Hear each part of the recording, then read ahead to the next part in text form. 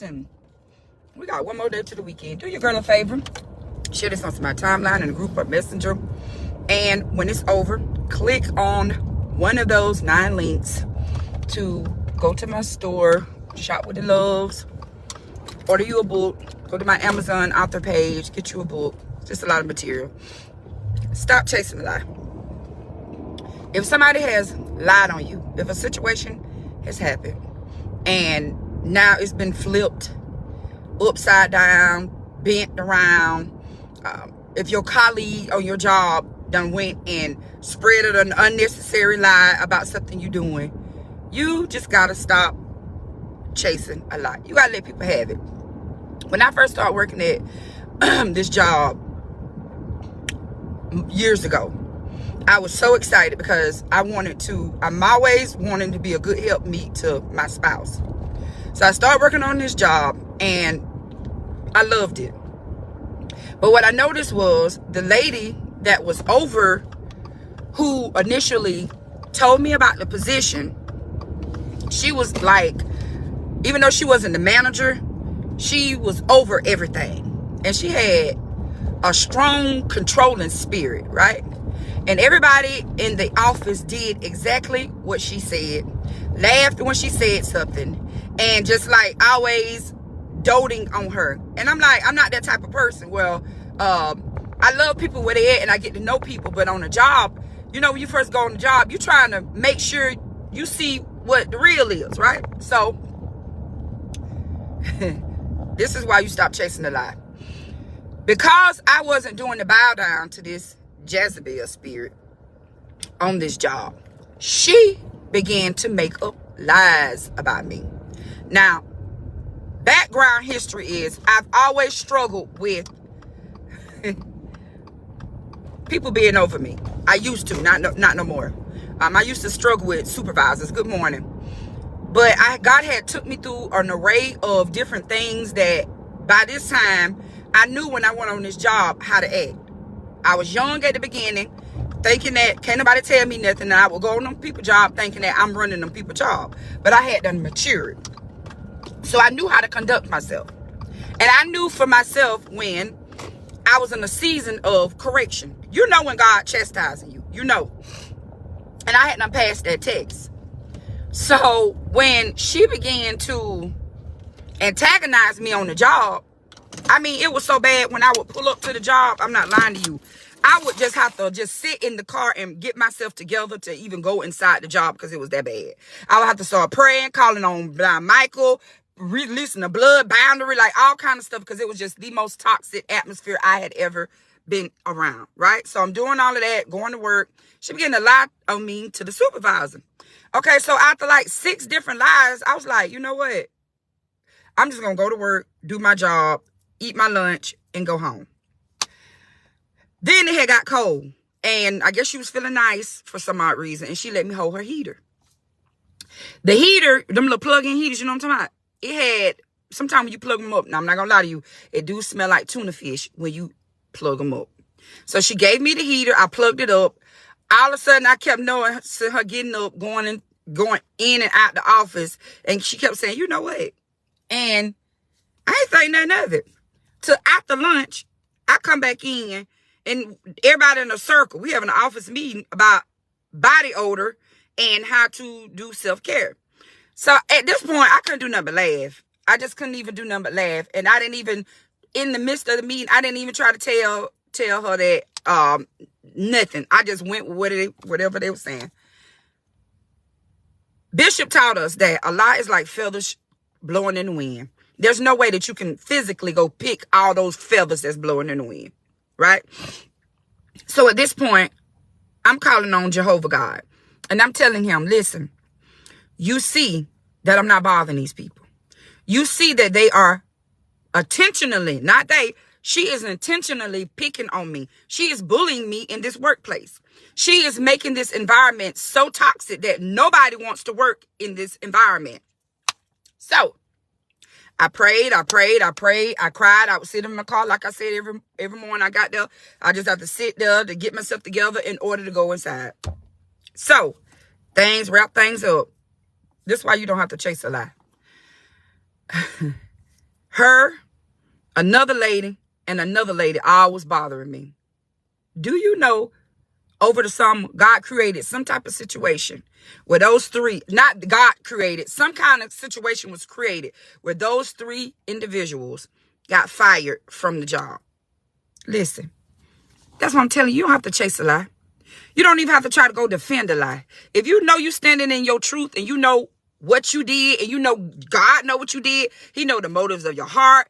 All these things tie in. God will fight for you. He fought for me and he removed all the negative, toxic people from around me because that was a place where I was supposed to be to grow, to glow, and to flourish. And you could not flourish. You can't flourish inside a trash can. If you're trying to grow and all only thing around you, there's no soil, there's no nothing but trash, you can't grow like that. You can't grow in a toxic relationship. You can't grow at a toxic job. You can't grow in a toxic marriage. You can't grow in a toxic church. You just can't grow. You can't grow.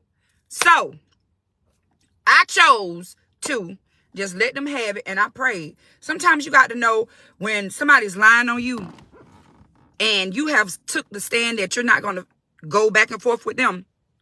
You got to be in a position where you can be humble, pray, keep your heart pure during this process so that God can fight for you. And the biggest flex that you will have is the fact that I ain't saying nothing to you. I could say something to you. I want to say something to you. Baby, I can go on and on with you. But I ain't going to say nothing to you because God know how to poke everybody belly button and make them fold. And he did. So I just encourage you on today.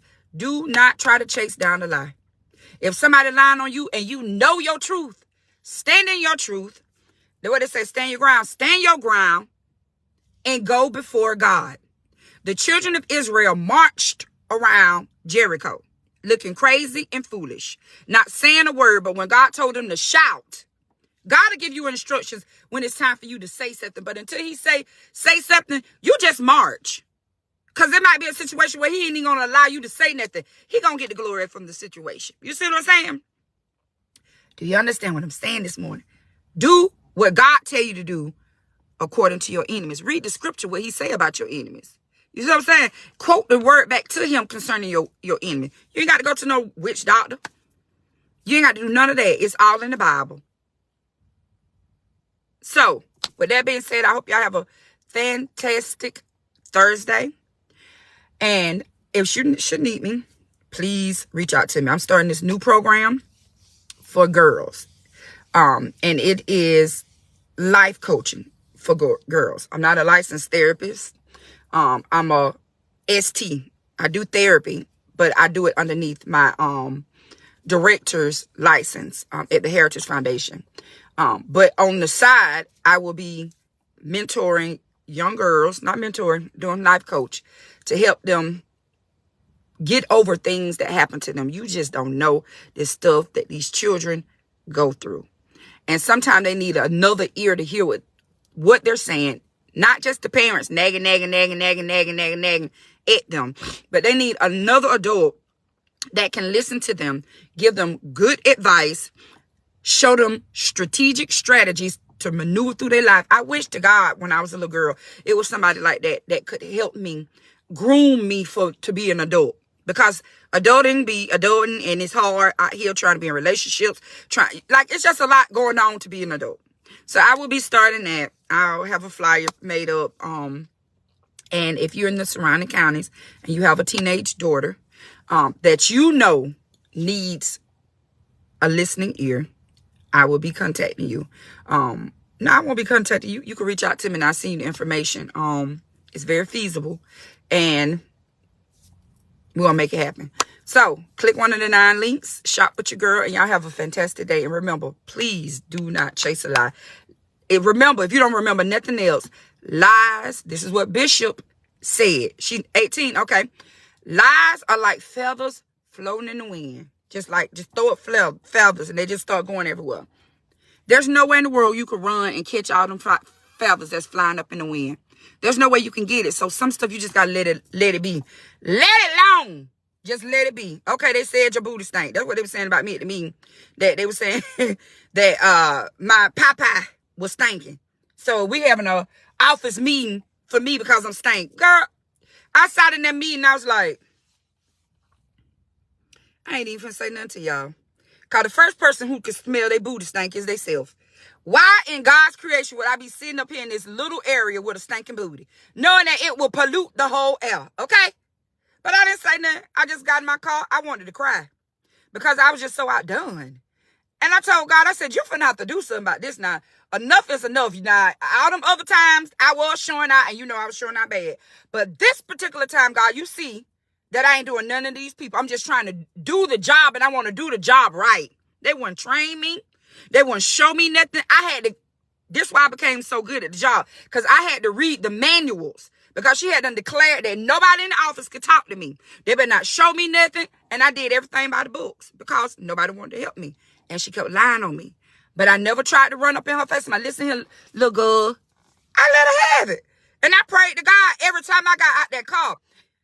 I plead the blood binder around me. I plead the blood of Jesus around me. And God fought for me because I took my hands off of it. And I endured the suffering as a good soldier. Because that was hard. Okay? Because I swear I would be wanting to get out the car to my no, if you book, want to fight. But I can't fight. So you be feeling the same way. It's so toxic. That job I was on was so toxic. It was like that lady's spirit was just pumiating the whole environment. And it's like I couldn't breathe sometimes. And I'm not a person that get up and go on lunch breaks. Once I sit down, I'm sitting down till it's time to go. But baby, I would have to go sit in my car and get me some regular air, because I just couldn't.